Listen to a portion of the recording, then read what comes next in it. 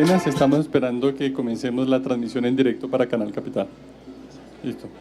Buenas tardes para la audiencia que nos sigue en Canal Capital, para la audiencia que nos sigue en streaming, para las cientos de personas que nos acompañan esta tarde en La Gallera, en el pabellón Macondo de la Feria del Libro de 2015, que este año está dedicada a Gabriel García Márquez y que tiene como país invitado de honor a Macondo. Mi nombre es José Luis Novoa, soy con orgullo periodista y además de eso director de programas de la Fundación Nuevo Periodismo Iberoamericano, que el propio Gabo creó hace 20 años para mejorar el periodismo de Iberoamérica. Ya hablaremos un poquito más al respecto. Me acompañan Silvana Paternostro y Andrés Grillo. Como no todos saben quiénes somos, entonces voy a tomar un tiempo para presentarlos, para que conozcan el orgulloso par de periodistas que tenemos aquí al lado. Silvana es una periodista colombiana de origen barranquillero, y digo origen porque hace muchos años vive en Estados Unidos y ha desarrollado la mayor parte de su vida periodística, si no es que toda, en Estados Unidos. Es de la línea de estos reporteros como Alma Guillermo Prieto o John Lee Anderson, que le han llevado a América Latina a Estados Unidos de manera sistemática en las últimas 2 o 3 décadas, lo que reportean, lo que conocen y lo que saben. Ha reporteado mucho en América Latina y ha comunicado eso en muy diversas publicaciones. La lista es larguísima, no voy a dictarla toda, pero solo para darnos una idea. Publica para The New York Times Magazine, para Newsweek, para The Paris Review, para The New Republic y así, varias, yo creo que decenas, ¿no?, de publicaciones en Estados Unidos. Es una periodista muy respetada, yo diría que injustamente poco conocida en América Latina. Yo creo que la obra de Silvana es una obra poderosa y que merecería que tuviera mayor difusión. En Colombia quizás un poco más, porque eres de acá. Silvana ha publicado ya 3 libros, uno en La Tierra de Dios y del Hombre, que refleja un poco ciertas tensiones del machismo y del patriarcado en nuestras culturas, Mi Guerra Colombiana, si la traduzco bien, y la última que publicó el año pasado, Macondo, ¿cómo es? Soledad y Compañía, que es un retrato oral de García Márquez, sobre el cual ahora seguramente nos darás algún desarrollo más. No he podido leer este último, así que bueno, será después de esta charla y de este momento un compromiso leer. Fue tallerista de Gabo en su momento, ya lo explicaremos un poco más. Andrés Grillo. Andrés ha sido y es un gran periodista que ha recorrido también un par de décadas en el oficio. Ha sido editor principalmente de revistas. Actualmente es el editor internacional de Soho, pero ha pasado por otra serie de revistas. Pasó por El Espectador como subeditor dominical, pasó por Caras varios años como jefe de redacción y ha hecho la noble carrera que debería hacer un periodista, que es muchos años de reporteo, de edición, de estar y permanecer en una época en la que no es fácil permanecer en el oficio y no es fácil tener una carrera como la que has tenido en Colombia, con el brillo que has solido desarrollar. También has sido tallerista de la Fundación, 6 veces tallerista de nuestra Fundación, 2 al lado de Gabo. Introduzco entonces por este lado un poco la filosofía de la Fundación, porque creo que el contexto vale la pena para entender un poco por qué estamos reunidos los 3 acá y por qué el tema del taller de Gabo. Gabo, para los que no conocen mucho la historia, durante toda su vida adulta fue periodista. Aún en medio de su fama literaria y el gran tiempo que le dedicó a la literatura, Gabo también le dedicó mucho tiempo de su vida, quizás la misma cantidad o más, al periodismo. Se declaraba periodista de raza, decía que después de haber logrado todo lo que quería, publicar en todos los idiomas, ser entrevistado por toda la gente, lo último que quería hacer era de nuevo reportero. Ese es el cargo que él adoraba, lo que más quería. Y estuvo tan preocupado por el periodismo que desde muy joven fundó medios. Es una historia poco conocida, quizás algunos de aquí hayan estado en alguna de las charlas con el Mago Dávila, que nos cuenta cómo en Cartagena Gabo, hacia 1950 y algo, fundó Comprimido, un periódico que duró 6 días y que era la mitad de un tamaño carta, era de distribución gratuita, lo cual era adelantado a su tiempo. Distribución gratuita de periódicos solo estamos viendo en la última década, y el experimento fue fantástico en términos, digamos, de producto, no tanto comercialmente. El texto de final, él dice que por fin el periódico volverá a su espacio natural, que es ser el primer periódico metafísico del mundo. Fundó con otros colegas otra revista, Crónica, en Barranquilla por aquella época. Fue editor en México justo antes de sentarse a escribir 100 años de soledad, de dos revistas que casi nadie sabe esa anécdota. Él no aparecía en la bandera, pidió, ese fue parte del trato, no aparecer en la bandera de revistas de corte femenino, de hogar, pero le dio un vuelco a las revistas. Tú sabrás un poco más todo lo que hay que hacer para que una revista sea exitosa y funcione. Y después del Nobel, en los años 74, que fue 70 y algo, que fue años de mucha militancia política, fundó junto con otra gente muy interesante en Colombia la única gran revista de izquierda de circulación comercial, de algún éxito comercial que ha tenido Colombia, que fue Alternativa. Y allí escribió unos reportajes absolutamente magníficos de no olvidar nunca, y siguió trabajando. En los años en que él iba, en años 80, 81, justo el año antes de ganar el Nobel, tenía la idea de fundar un periódico que iba a llamar El Otro, y reunió una cantidad de colegas en Iberoamérica y en Colombia. Alcanzó a hacer un contacto amplio con Darío Arizmendi, el actual director de Noticias Caracol en la radio, y ya se habían firmado una serie de documentos legales, ya se había hecho toda una planeación, ya tenían escogida la nómina de periodistas que iba a trabajar en el diario, ya tenía casi que la carta de navegación cuando le llega el Nobel. Y en ese momento el Nobel obviamente trastoca la vida, y un colega argentino, entre otros, lo convence de alguna manera de que esa aventura era loca, de que volver a meterse al periodista, y los tres que estamos aquí sabemos un poco cómo es una sala de redacción, y quizás muchos de los que nos acompañan, la pasión con lo que hay que vivir para levantarse empezar a trabajar a las 9 de la mañana quizás, y terminar a las 12 y volver otro día al mismo ritmo, etcétera. Así que finalmente Gabo decidió que no iba a ser El Otro, pero a su cambio quedó con un germen de una idea que en ese momento llamaron El Taller. El taller era para intentar hacer el mejor periodismo de América que se pudiera hacer en América Latina. Gabo era un convencido de que en América Latina podíamos hacer el mejor periodismo del mundo. La pregunta era ¿por qué no? El periodismo no requiere gran inversión de capital, en el sentido de que no es una empresa minera, etcétera, etcétera. Se necesita capital. En aquella época no había internet, se necesitaba comprar la imprenta, etcétera, pero sobre eso todo se necesitaba talento humano, y ese sí que abunda en nuestros países. Así que no hizo El Otro, pero 10 años después creó la fundación. La fundación de alguna manera tiene un germen en aquel taller que él se imaginó en aquella época. Con esto lo que quiero decir es que la fundación El Nuevo Periodismo no fue un chispazo de un momento, sino que él ya venía un poco cocinando la idea. Cuando ya la tuvo clara y tenía el espacio y el tiempo, contactó a Jaime Abello Banfi, que es el director general de la fundación y cofundador, y empezaron a poner a marchar este proyecto. ¿Cuál era la idea de Gabo, que es la que nos convoca hoy? Era muy simple. Gabo decía que nuestros chicos en la universidad, y disculpen algunos chicos si estudian aquí comunicación social o algunos profesores, pensaba que aprendían mucho de teorías y mucho de comunicología, etcétera, pero que poco aprendían de cómo era la vida concreta de un periodista y de cómo se hacía un lead y cómo escribir una noticia o cómo pararse frente a una cámara, etcétera. Y pensó que eso era mejor hacerlo como en los viejos tiempos, como él aprendió. Él aprendió periodismo con gente que ya llevaba mucho tiempo en el oficio. Entonces se imaginó un taller que es la esencia de lo que hacemos en la fundación, que es reunir durante 5 o 6 días a alguien que lleva mucho recorrido en el oficio. En aquellos primeros días llamó una playa de sus buenos amigos, Alma Guillermo Prieto, Tomás Eloy Martínez, solo para mencionar injustamente a 2 de los muchos que dictaron talleres y que siguen dictando talleres, y que estén durante 5 o 6 días hablando del oficio, practicando, cometiendo errores. Uno en la sala de redacción no puede cometer errores, difícilmente te los acepta, pero en un taller sí. Justamente para eso, es para intentar nuevas maneras de contar las cosas, intentar nuevos mecanismos, etc.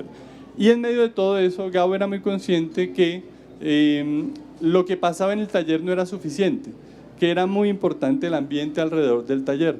las cenas, los almuerzos, las fiestas, y hay que decir que hacemos muy buenas fiestas en la fundación, pero no lo hacemos solamente porque seamos parranderos, que de hecho somos un poquito parranderos, y somos un poquito parranderos por ADN del propio Gabo, que también lo era, sino porque consideramos que esos espacios son fundamentales porque ahí es donde uno se hace amigos.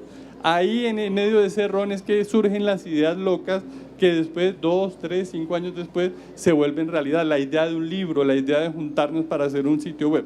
Un poco a eso se ha dedicado la fundación. Entonces, ahora sí, para darle la palabra a nuestros invitados, ellos hicieron parte de aquellos primeros talleres que el propio Gabo dictó. Gabo, cuando creó la fundación, le dedicó mucho tiempo, le dedicó en los primeros años mucho espacio a dictar sus talleres en Colombia, en México, en España. Ellos tuvieron la fortuna y espero que el placer de haber disfrutado unos talleres no solo con Gabo, sino con otra gente muy interesante de la que quizás ahora nos hable. Entonces yo quisiera darle primero el paso a Silvana para que nos cuente un poco de su experiencia de ese primer taller y luego le preguntaremos a Andrés específicamente qué fue la experiencia de estar estos 5 días con Gabo y con estos compañeros de América Latina. Silvana, muchas gracias por estar acá. Mil gracias por invitarme a estar aquí en esta gallera de Macondo y hablando sobre el taller de Gabo. Les cuento cómo llegué yo al taller de Gabo desde Nueva York, porque yo vivía en Nueva York desde el año 86, ya cuando conozco a Jaime Abello, que fue en un viaje cuando él llega a tocar las puertas de esos talleristas que estabas hablando, de Alma Guillermo Prieto. Es más, me acuerdo de una gran noche en que salimos a bailar salsa, porque además Alma fue bailarina profesional, y empezábamos a hablar, a Jaime a contarnos de esta idea que tenía Gabo de llevar los periodistas que estaban haciendo lo que él llamaba la crónica, el reportaje, de la manera como él piensa que hacía falta que se hiciera en América Latina. Y yo en ese momento, en el 95, ya yo escribía para varios de los periódicos que mencionas y ya había decidido un poco por cuestiones de circunstancias y un poco por experiencias que prefería tomar mi cerebro, porque yo digo que yo tengo una esquizofrenia bicultural, que yo soy gringa y soy barranquillera, y Gabo cuando me conoció a los 3 minutos dijo: ¿quién es esa gringa barranquillosa? Y eso me ha ayudado muchísimo a definirme, o sea, más rápido que cualquier psiquiatra me definió. Ya yo trabajaba como reportera freelance y yo creo que habían 3 cosas que me habían hecho, ahora que estaba pensando por qué hacía periodismo en inglés. Tenía mucho que ver con lo que Gabo quería enseñar acá. 1, el fact-checking. Y yo me acuerdo, en ese momento, yo estaba todavía viendo a ver dónde me ubicaba como periodista, y en cierto, era el año 96, estaban las elecciones la primera elección de Clinton con Bush, y me acuerdo que estaba ayudando a un equipo de televisión colombiana, y el presentador tenía que hacer su entrada y no le daba tiempo de llegar a la sede del Partido Republicano, y cogió cualquier esquina cerca del Central Park y dijo que estaba parado enfrente de la sede republicana, y eso a mí pues no me contrastó muchísimo con el hecho que yo acababa de entregar un reportaje para la revista Spin sobre los rockeros cubanos, y es más, y ese fue el reportaje que yo entregué para aplicar al taller, porque había que entregar un reportaje, y el mío además lo entregué en inglés, hice la traducción yo creo que en Spanglish, porque la hice rápido, y pues yo creo que yo hablo mejor Spanglish que cualquier otro idioma. Y estábamos haciendo el fact-checking para ese reportaje. Solo para nuestra audiencia, sí. El fact-checking es la verificación de datos. Que normalmente no hace solo el periodista, sino hay equipos. Hay un equipo que ya hoy menos porque por los recortes, pero hay un equipo al que uno le entrega toda su documentación. O sea, yo tengo que probar, si digo de que José Luis tenía camisa negra, yo tengo que probar que él tenía una camisa negra. Y me acuerdo que me habían llamado para confirmar si el barrio donde vivía este músico del que yo hablaba en el reportaje se llamaba Vedado o El Vedado. Y les juro que la revista hizo 10 llamadas, incluyendo a La Habana, a preguntar si se decía Vedado o El Vedado. Entonces eso a mí me atraía esa seriedad, me atrajo también me atrajo la seguridad, porque también lo viví en carne propia en el año 90-91, que fue cuando yo empecé a trabajar como se decía stringer en esa época, y es una palabra muy bonita en el periodismo, en la historia del periodismo. String es una cuerda, y en el siglo XIX se le pagaba al periodista, se medía por cuerda, entonces se pagaba por cuánto se medía el artículo. Y los que no eran de base en el periódico se llamaban stringer. Yo empecé como stringer en el New York Times en Panamá en el año 89. Uno se va buscando, ¿no?, sus huecos como reportero donde lo necesitan. Entonces yo me di cuenta que yo podía explicar América Latina a los medios norteamericanos, y esa es la fórmula que he seguido. Y otra de las cosas es que también en ese momento yo era un poco más brava de lo que soy ahora, y me acuerdo que yo hacía mis crónicas y luego me decían, escribiste algo para, no sé, Página 2 en Argentina o El Heraldo de Barranquilla. Y yo decía, no he hecho nada. Resulta que mis crónicas las traducían y las publicaban sin decírmelo, y eso para mí también era una falta de ética, porque pues nuestro trabajo es hay que pagarlo. Entonces con esas tres, digamos, bases, yo me fui quedando en los Estados Unidos y llegué al taller de Gabo ya con esta experiencia de periodismo como se hace en los Estados Unidos, y creo que era lo que Gabo quiso llevar cuando él empezó la fundación. Y yo fui un poco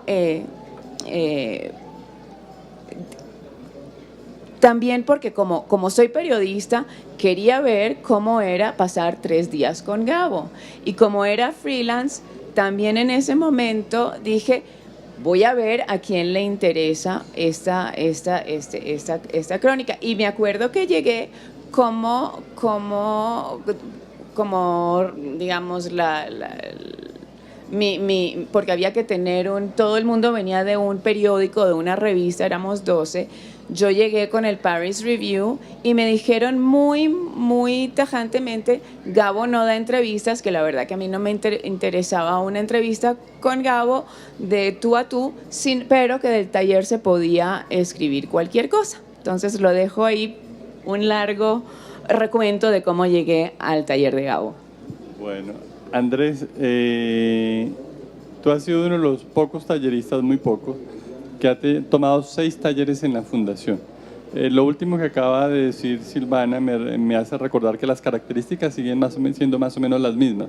Hay que postularse, hay que luchar el cupo con muchos, a veces cientos, a veces 500 periodistas de América Latina que quieren uno de los 10, 12 o 15 cupos que tenemos en cada taller, así que tienen que escribir una autobiografía como cada uno de ustedes dos tuvo que hacerla, de 800 palabras en las cuales cuenten su experiencia periodística y por qué quieren estar en el taller. Ese es uno de los requisitos. Siguen siendo 10, 12 o 15 personas. Ahora vamos a hacer con Leila Guerriero en 15 días uno en Salvador sobre el reporteo y la escritura, esa combinación que a veces es tan difícil conseguir. Solo para para recordarle a la audiencia que el modelo que se creó Gabo estaba bien pensado.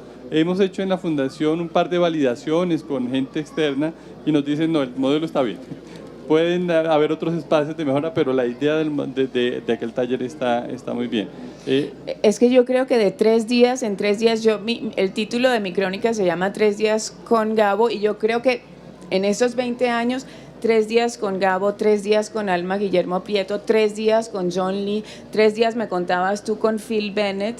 De 3 días en 3 días, yo creo que la Fundación ha cambiado el periodismo en América Latina. Eso es parte de lo que Gabo quería, exactamente eso. No solo son 3, en el caso tuyo fueron 3, pero en el caso de Andrés, no con Gabo que eran 3, sino han sido de a 5 días. ¿Sonido para este micrófono? Hola, ahora sí. Los talleres míos con Gabo fueron de 5 días, que eran más largos en esa época. Entonces tú tomaste 2 talleres con Gabo, uno de los poquísimos afortunados que tuvo sí. ese espacio. ¿Y por qué? La verdad, bueno, primero que todo... Porque ¿quién le dice no a otro taller con Gabo? No, yo primero tengo que hacer una confesión ante ustedes, y es que yo he sido gabólatra toda la vida. O sea, yo adoraba a Gabo antes de conocerlo. Había leído sus cuentos y a mí me cambiaron la vida.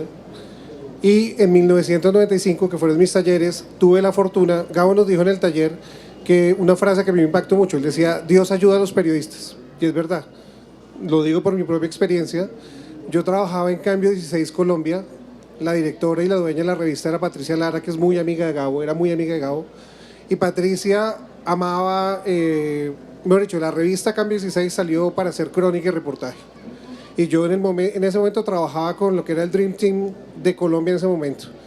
Estaba Daniel Samper Pisano, Héctor Rincón, Antonio Caballero. Entonces era un equipo de lujo y yo era el más pequeño del grupo, era el más chiquito en edad.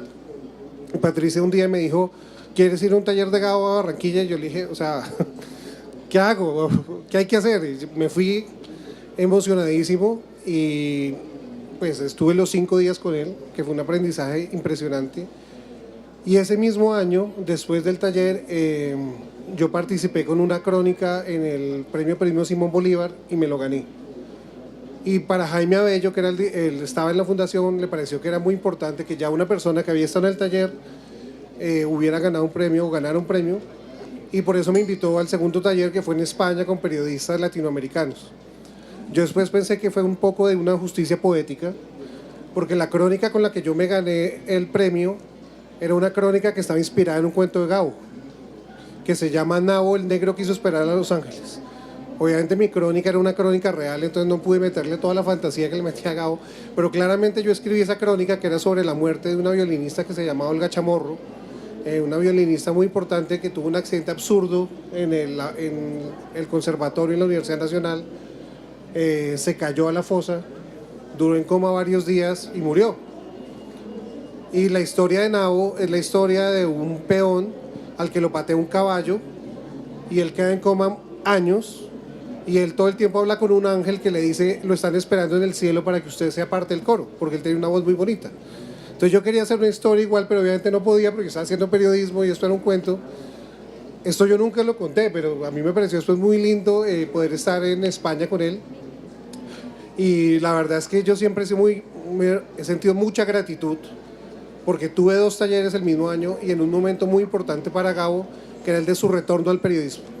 Gabo en ese año estaba terminando Noticia de un secuestro, una historia a la que le había dedicado 3 años de su vida, y pues realmente fue una oportunidad única escucharlo a él, la manera como había hecho esta historia, como hizo este libro, y todas las herramientas que nos dio, que realmente fue muy impactante, porque más allá de escuchar sus historias y todo, en el taller en el que yo estuve en Barranquilla, el primero, él, por ejemplo, nos llevó un dibujante que hace perfiles, retratos hablados, que había trabajado con Scotland Yard y con la policía en Estados Unidos.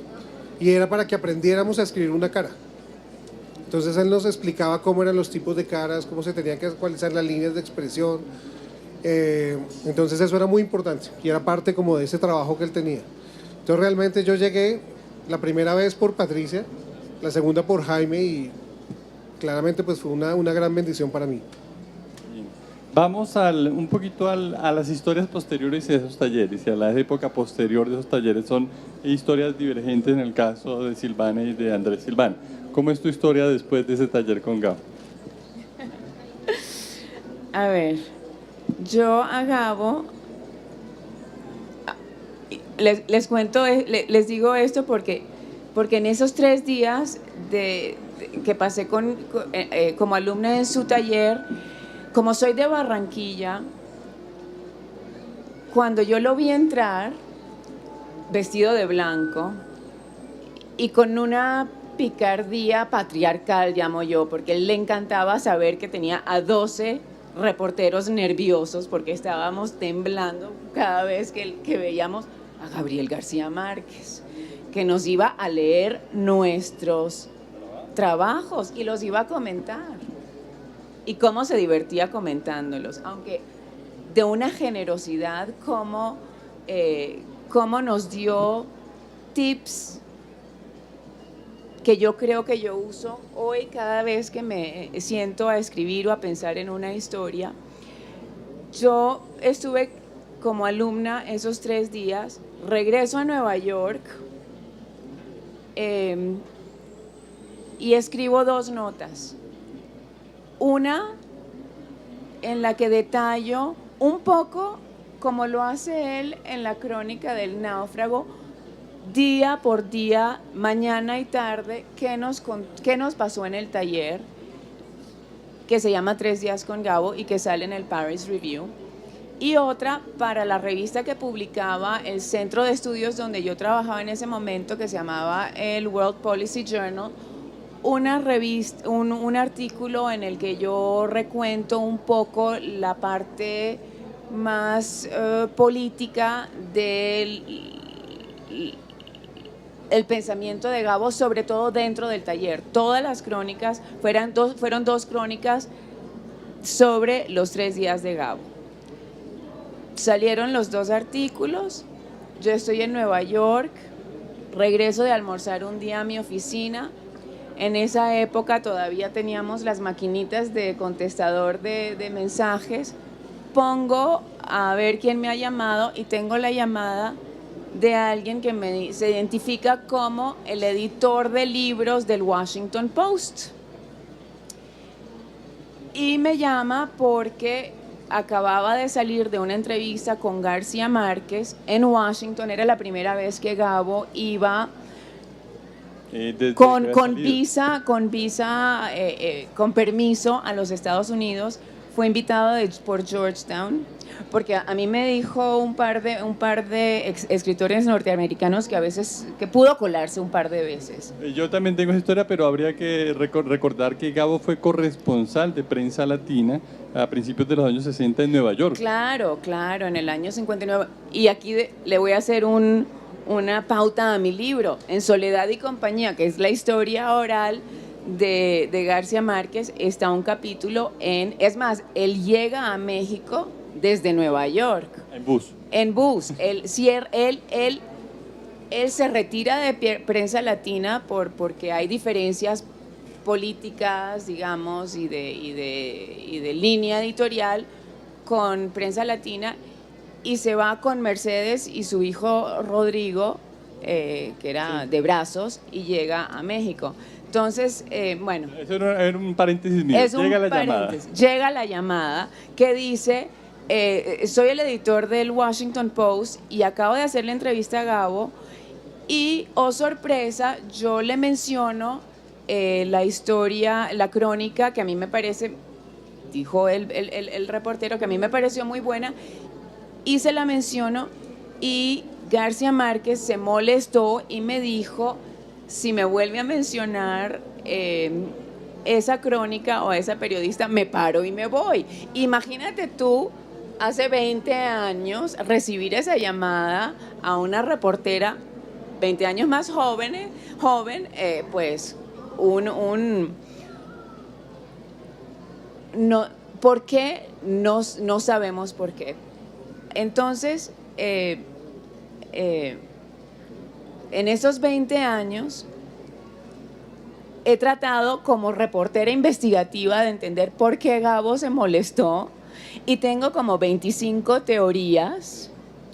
La primera la tuve de Tomás Eloy Martínez, que leyó el reportaje y le dijo a un amigo en común: quiero conocer a esta periodista porque ha escrito un retrato muy humano de García Márquez. Y fui a almorzar a casa de Tomás Eloy en New Jersey, y en su oficina, y me acuerdo que tenía postales de todos sus autores preferidos, así como sus musas, que era James Joyce y Virginia Woolf y Dickens, y me dijo: tú escribiste algo que a mí me hubiera gustado escribir, lo que pasa es que Gabo es muy celoso de lo que se dice de él, y uno tiene que hacer una omertá como se hace en la mafia, en que si se va a ser amigo de Gabo, no se puede escribir de él. Entonces yo, sin saberlo,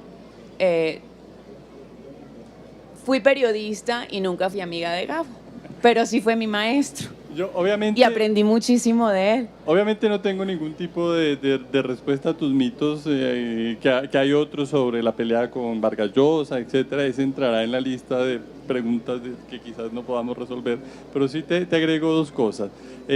Una, en los talleres de la Fundación incentivamos mucho la idea de que son talleres para echar a perder, o sea, son para equivocarse, para errar, para hacer lo que no podemos hacer en una sala de redacción.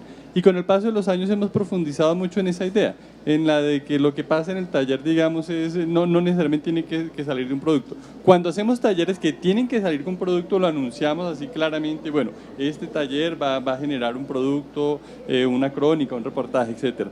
Pero digamos que ese tema del error y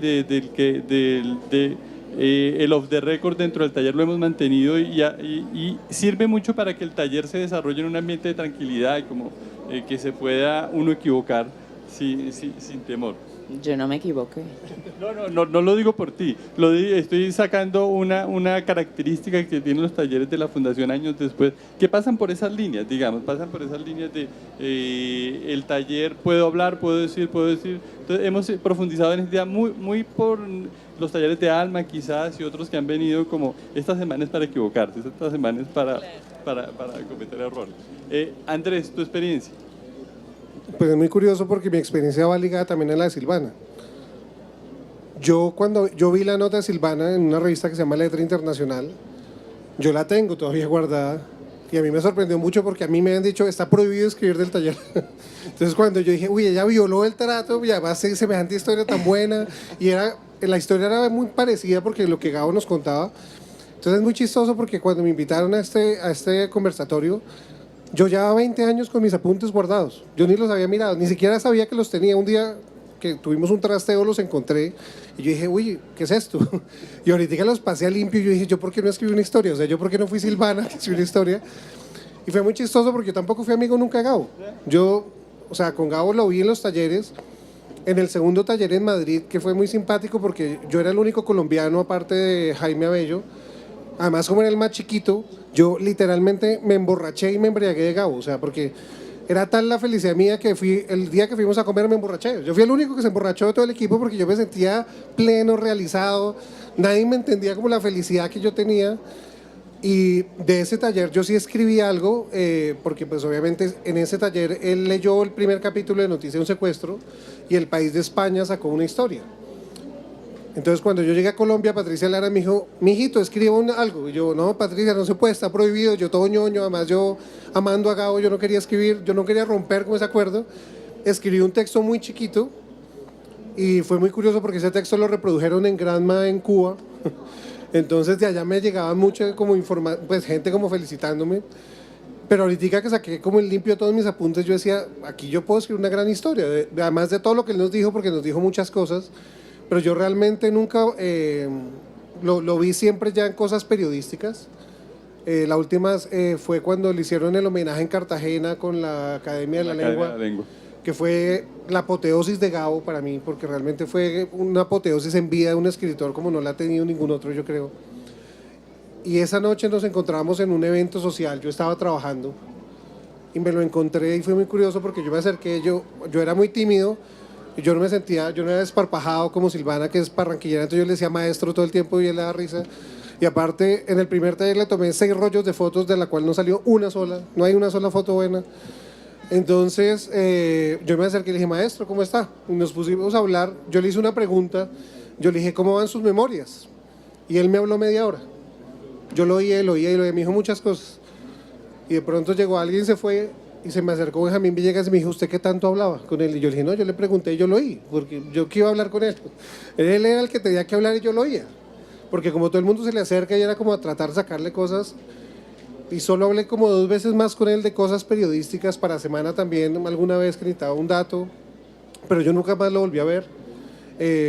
Y yo siento es como que me queda todo lo que nos dijo en los talleres, que eso sí es como un recuerdo vivo que sigo usando. Gabo, para retomar algo que dijiste, cuando creó la fundación habló de hacer una mafia cordial. Un poco la idea era una mafia en el que podían entrar muchos, el que quisiera, como esta gallera, pero el que se quedaba era porque se sentía en familia, hacía amistad y hacía redes, relaciones y compartía una idea de hacer buen periodismo, de hacer buena crónica, buen reportaje. Creo que un poco lo hemos logrado. ¿Ustedes quedaron con relaciones después de esos talleres? La gente que conocieron, ¿se han seguido con algunos hablando? ¿Incluso ha habido algún tipo de proyecto, de colaboración? Creo que absolutamente lograron crear la mafia fundación para el nuevo periodismo iberoamericano. Hay que buscarle ahora algo que suene como Cosa Nostra, pero del periodismo, pero bonito.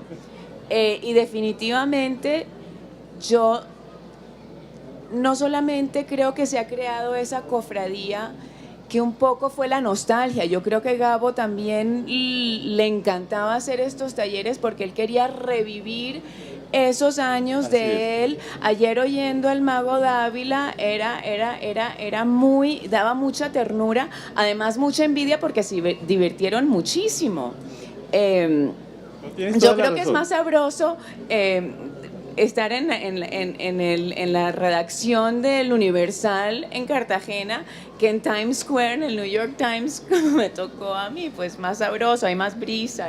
Pero tienes toda la razón y permíteme acotar ahí, señalas un punto totalmente cierto sobre por qué Gabo crea esto. Es que él aprende periodismo en un ambiente en el que se respiraba periodismo de día y de noche.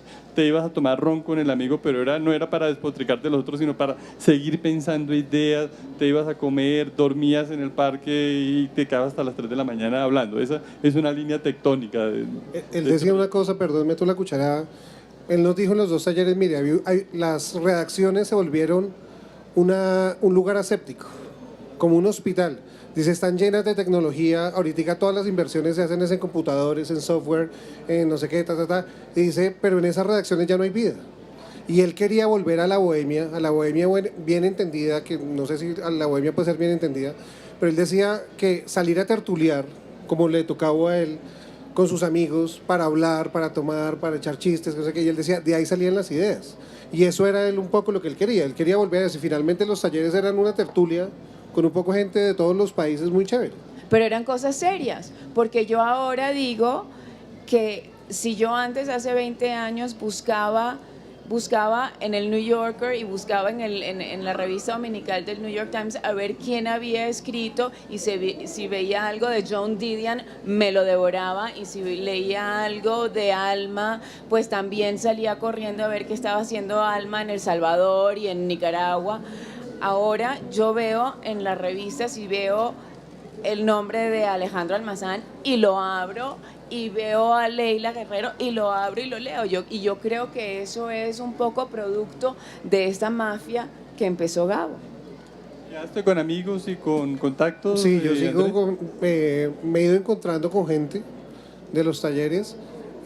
Hace 2 años en Soho hicimos un gran homenaje a Gabo, una edición especial, y ahí yo publiqué la historia de mi taller con él en Madrid, y me contestó una amiga de las que tomó el taller conmigo, una ecuatoriana, que ya está ahorita en Vistazo, y ella había escrito también de lo mismo.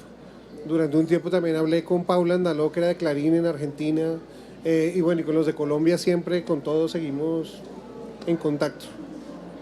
Quiero preguntarte, creo que es el espacio, como lo señalaste ahora, para hablar un poquito del libro sobre Gabo que creaste con un método que no es tan común, que es como un mosaico, un superpuesto de voces en las que no pasa Gabo, pero pasa todo el tiempo.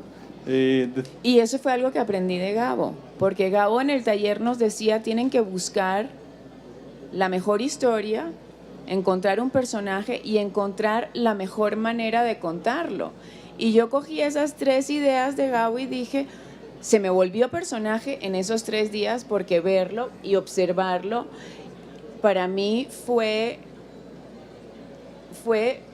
saber que a mí me interesaba saber él cómo había llegado a ser Gabriel García Márquez, el escritor, el periodista, el Nobel y el que hacía mandados para sus amigos, que así fue como nos describió su rol político, pero sus amigos eran Fidel Castro y Felipe González y también presidentes colombianos.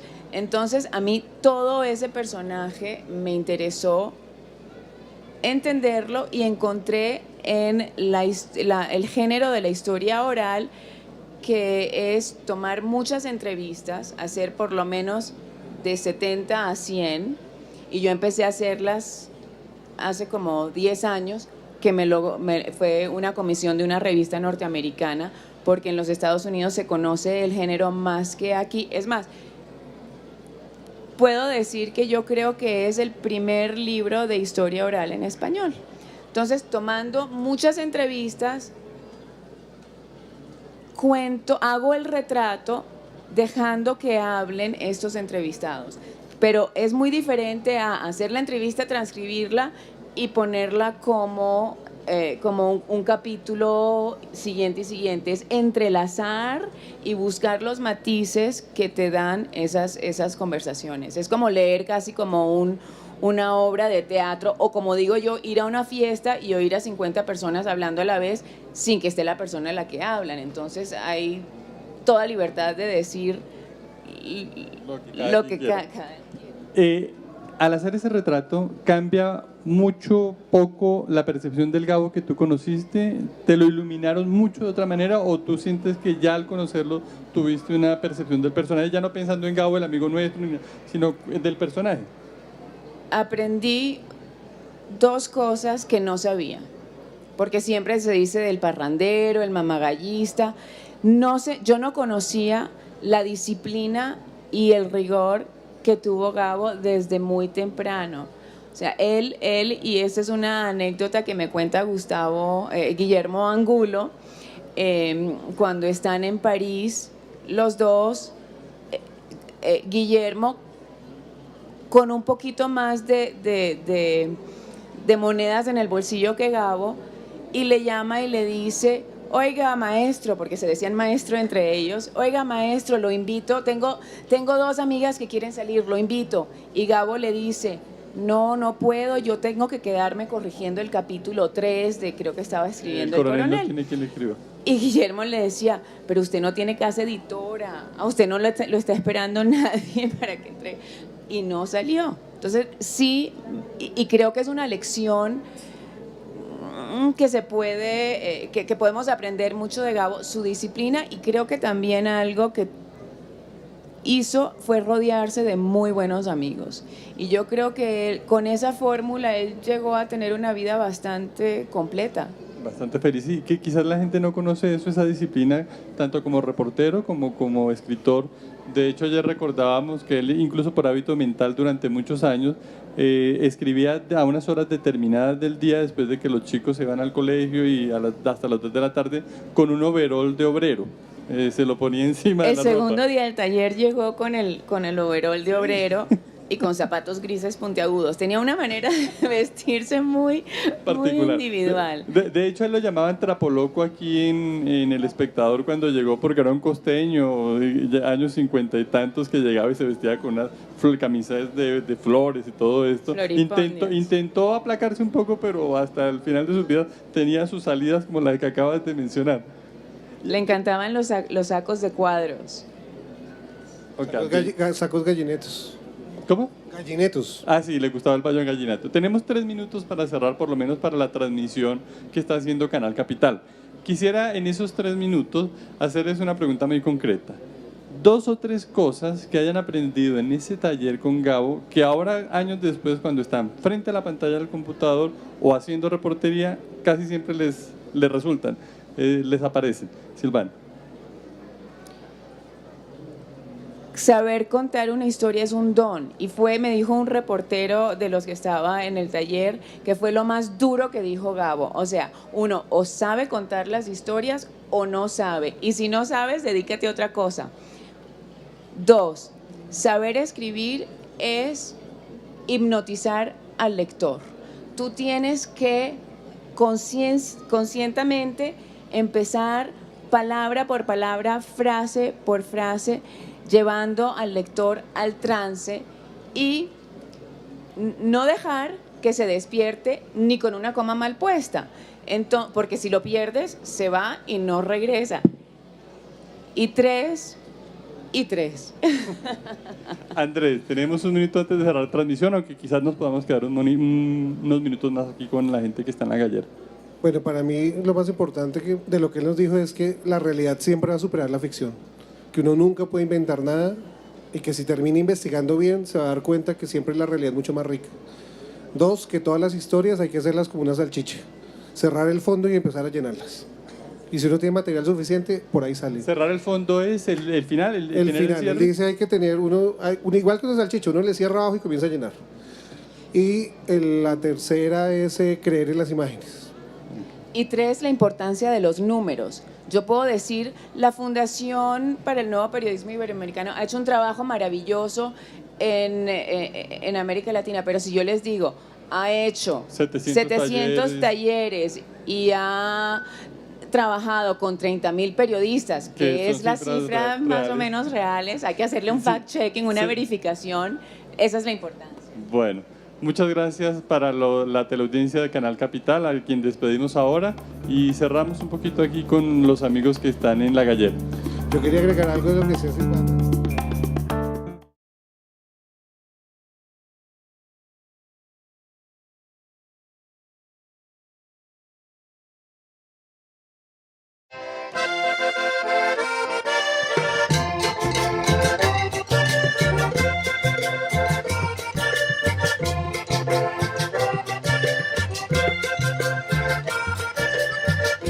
Apenas estamos esperando que comencemos la transmisión en directo para Canal Capital. Listo. Buenas tardes para la audiencia que nos sigue en Canal Capital, para la audiencia que nos sigue en streaming, para las cientos de personas que nos acompañan esta tarde en La Gallera, en el pabellón Macondo de la Feria del Libro de 2015, que este año está dedicada a Gabriel García Márquez y que tiene como país invitado de honor a Macondo. Mi nombre es José Luis Novoa, soy con orgullo periodista y además de eso, director de programas de la Fundación Nuevo Periodismo Iberoamericano, que el propio Gabo creó hace 20 años para mejorar el periodismo de Iberoamérica. Ya hablaremos un poquito más al respecto. Me acompañan Silvana Paternostro y Andrés Grillo. Como no todos saben quiénes somos, entonces voy a tomar un tiempo para presentarlos, para que conozcan el orgulloso par de periodistas que tenemos aquí al lado. Silvana es una periodista colombiana de origen barranquillero, y digo origen porque hace muchos años vive en Estados Unidos y ha desarrollado la mayor parte de su vida periodística, si no es que toda, en Estados Unidos. Es de la línea de estos reporteros como Alma Guillermo Prieto o John Lee Anderson, que le han llevado a América Latina a Estados Unidos de manera sistemática en las últimas 2 o 3 décadas, lo que reportean, lo que conocen y lo que saben. Ha reporteado mucho en América Latina y ya con el texto de final, él dice que por fin el periódico volverá a su espacio natural, que es ser el primer periódico metafísico del mundo. Fundó con otros colegas otra revista, Crónica, en Barranquilla por aquella época. Fue editor en México justo antes de sentarse a escribir 100 años de soledad, de 2 revistas que casi nadie sabe esa anécdota. Él no aparecía en la bandera, pidió, ese fue parte del trato, no aparecer en la bandera de revistas de corte femenino, de hogar, pero le dio un vuelco a las revistas. Tú sabrás un poco más todo lo que hay que hacer para que una revista sea exitosa y funcione. Y después del Nobel, en los años 74, que fue 70 y algo, que fue años de mucha militancia política, fundó junto con otra gente muy interesante en Colombia la única gran revista de izquierda de circulación comercial, de algún éxito comercial que ha tenido Colombia, que fue Alternativa. Y allí escribió unos reportajes absolutamente magníficos de no olvidar nunca, y siguió trabajando. En los años en que él iba, en años 80, 81, justo el año antes de ganar el Nobel, tenía la idea de fundar un periódico que iba a llamar El Otro, y reunió una cantidad de colegas en Iberoamérica y en Colombia. Alcanzó a hacer un contacto amplio con Darío Arizmendi, el actual director de Noticias Caracol en la radio, y ya se habían firmado una serie de documentos legales, ya se había hecho toda una planeación, ya tenían escogida la nómina de periodistas que iba a trabajar en el diario, ya tenía casi que la carta de navegación cuando le llega el Nobel. Y en ese momento el Nobel obviamente trastoca la vida, y un colega argentino, entre otros, lo convence de alguna manera de que esa aventura era loca, de que estar y permanecer en una época en la que no es fácil permanecer en el oficio, y no es fácil tener una carrera como la que has tenido en Colombia, con el brillo que has solido desarrollar. También has sido tallerista de la Fundación, 6 veces tallerista de nuestra Fundación, 2 al lado de Gabo. Introduzco entonces por este lado un poco la filosofía de la Fundación, porque creo que el contexto vale la pena para entender un poco por qué estamos reunidos los 3 acá y por qué el tema del taller de Gabo. Gabo, para los que no conocen mucho la historia, durante toda su vida adulta fue periodista. Aún en medio de su fama literaria y el gran tiempo que le dedicó a la literatura, Gabo también le dedicó mucho tiempo de su vida, quizás la misma cantidad o más, al periodismo. Se declaraba periodista de raza, decía que después de haber logrado todo lo que quería, publicar en todos los idiomas, ser entrevistado por toda la gente, lo último que quería hacer era de nuevo reportero. Ese es el cargo que él adoraba, lo que más quería. Y estuvo tan preocupado por el periodismo que desde muy joven fundó medios. Es una historia poco conocida, quizás algunos de aquí hayan estado en alguna de las charlas con el Mago Dávila, que nos cuenta cómo en Cartagena Gabo, hacia 1950 y algo, fundó Comprimido, un periódico que duró 6 días y que era la mitad de un tamaño carta, era de distribución gratuita, lo cual era adelantado a su tiempo. Distribución gratuita de periódicos solo estamos viendo en la última década, y el experimento fue fantástico en términos, digamos, de producto, no tanto comercialmente. Comunicado eso en muy diversas publicaciones. La lista es larguísima, no voy a dictarla toda, pero solo para darnos una idea. Publica para The New York Times Magazine, para Newsweek, para The Paris Review, para The New Republic, y así, varias, yo creo que decenas, ¿no?, de publicaciones en Estados Unidos.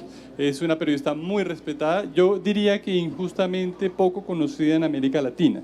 Yo creo que la obra de Silvana es una obra poderosa, y que merecería que tuviera mayor difusión. En Colombia quizás un poco más, porque eres de acá.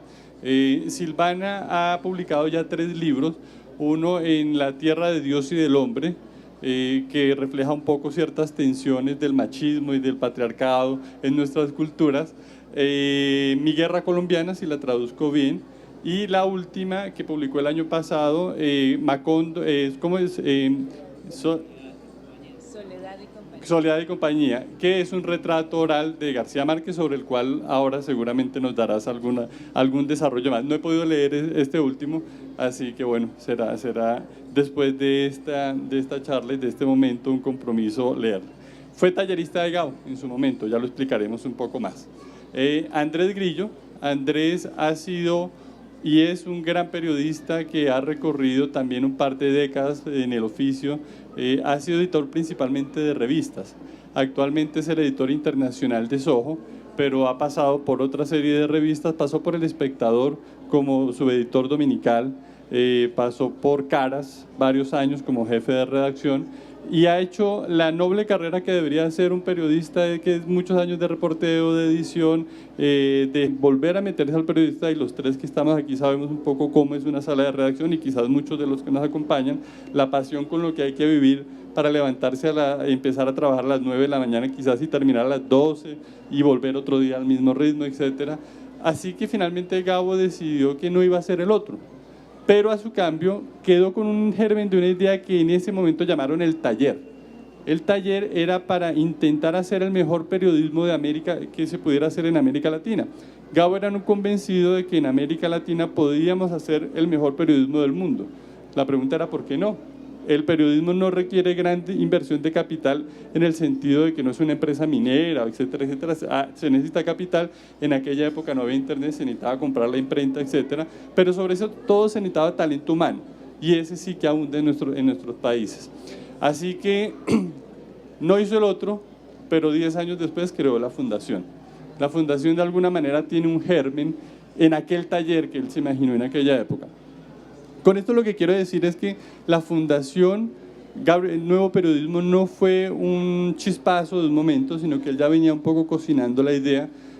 Cuando ya la tuvo clara y tenía el espacio y el tiempo, contactó a Jaime Abello Banfi, que es el director general de la fundación y cofundador, y empezaron a poner a marchar este proyecto. ¿Cuál era la idea de Gabo, que es la que nos convoca hoy? Era muy simple. Gabo decía que nuestros chicos en la universidad, y disculpen algunos chicos si estudian aquí comunicación social o algunos profesores, pensaba que aprendían mucho de teorías y mucho de comunicología, etcétera, pero que poco aprendían de cómo era la vida concreta de un periodista y de